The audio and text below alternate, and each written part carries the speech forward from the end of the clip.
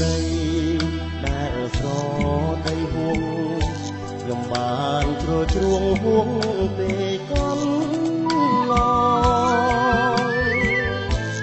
ធ្លាប់បានស្បត់ស្បែកនៅក្បែរព្រះអង្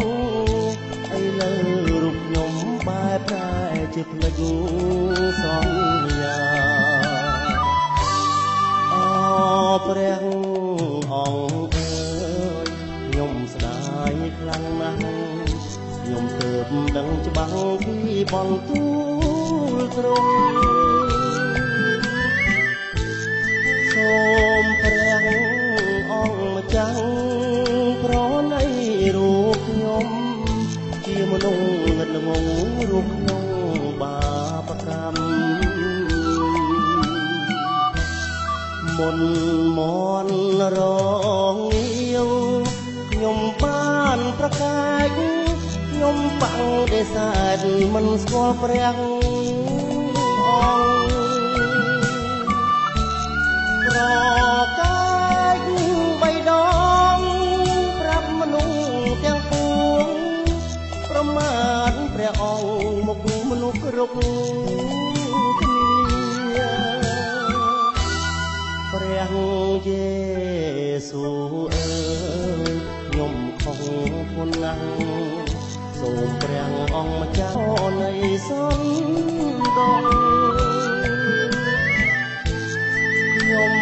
យល់ច្បាស់ហើយថាទ្រង់ជាព្រះទ្រង់មកសង្គ្រោះដល់មនុស្សបាត់បង់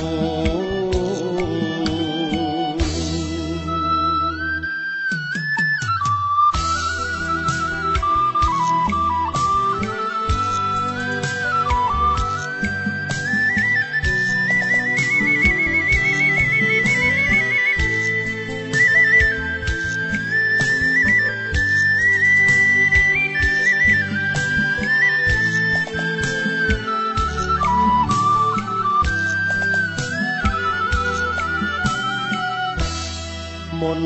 មនរងងាវ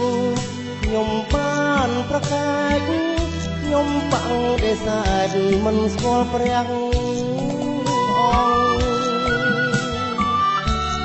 ប្រកាសបីដងប្រាប់មនុស្សទាំងពួងប្រមាថព្រះអង្គមុខមនុស្សគ្រប់